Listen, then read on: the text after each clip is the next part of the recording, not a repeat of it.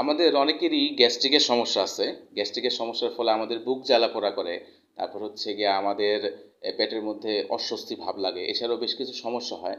আমরা যদি এই কাজগুলো করি তাহলে বেশ কয়েকটা কাজ করলে আমাদের এই গ্যাস্ট্রিকের সমস্যা ওষুধ ছাড়াই ভালো করা সম্ভব। যেমন হচ্ছে কি প্রথমত আপনাকে যে কাজটা করতে হবে সেটা হচ্ছে আপনার খাদ্য তালিকা থেকে আপনি সয়াবিন তেলটাকে বাদ দিয়ে দিবেন। হ্যাঁ? আমাদের সবার ঘরেই রান্নাবান্না হয়ে থাকে হচ্ছে সয়াবিন তেলের মাধ্যমে, যেটা হচ্ছে আমাদের শরীরের জন্য খুব খারাপ।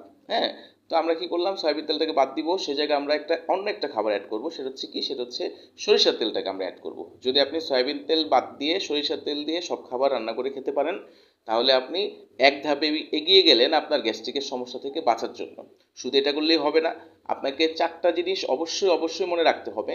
সেগুলো হচ্ছে কি, আপনাকে অতিরিক্ত মশলা, অতিরিক্ত তেল, অতিরিক্ত ঝাল, অতিরিক্ত গরম খাবার, কথাগুলো মনে রাখবেন।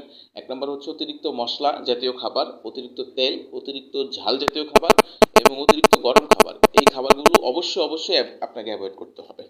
তারপর হচ্ছে আপনি যে কাজটা করতে হবে সেটা হচ্ছে কখনো আপনি ভরপেট খাবেন না। খুব সুস্বাদু খাবার পেলেন, সাথে সাথে আপনি কি করলেন, আপনি ওই পুরাপুরি পেট ভইরা আপনি খেলেন, এরকম করবেন না। খাবারটা পেট উনা রেখে খাবেন। যদি আপনি পেট উনা রেখে খান নিজের কাছেও ভালো লাগবে। হ্যাঁ? এরপর হচ্ছে আমরা যে কাজটা করি, খাবার খাওয়ার সাথে সাথে পানি খাই, যেটা আসলে ঠিক না। আপনাকে যে কাজটা করতে হবে, খাবার খাওয়ার কমপক্ষে 30 মিনিট পরে পানি খেতে হবে। তাহলে কি করবেন, যদি গলা শুকায় যায় তাহলে গলা ভিজানোর জন্য কয়েক ঢোক মাত্র পানি খাবেন, 1 ঢোক বা 2 ঢোক।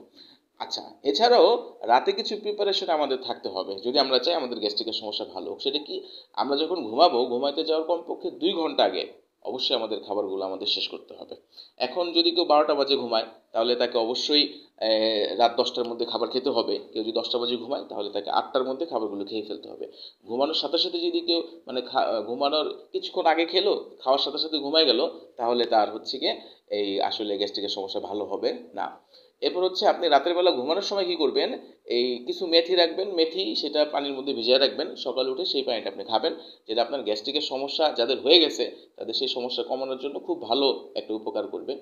এছাড়াও অনেক সময় আমরা কি করি, সকালবেলা ঘুম থেকে উঠি, ঘুম থেকে উঠে দেরি করে উঠি, দেরি করে উঠে আমরা নাস্তা না করেই বাইরে চলে যাই, আমাদের কাজে চলে যাই, যেটা হচ্ছে খুব খারাপ। এটা মোটেও করা যাবে না।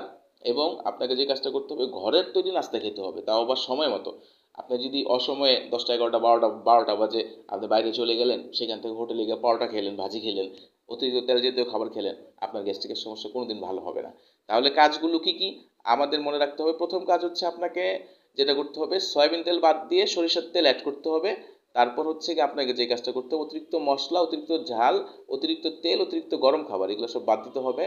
তারপর হচ্ছে ভরপেট খাবার খাওয়া যাবে না। তারপর হচ্ছে খাবার খাওয়ার 30 মিনিট পরে পানি খেতে হবে।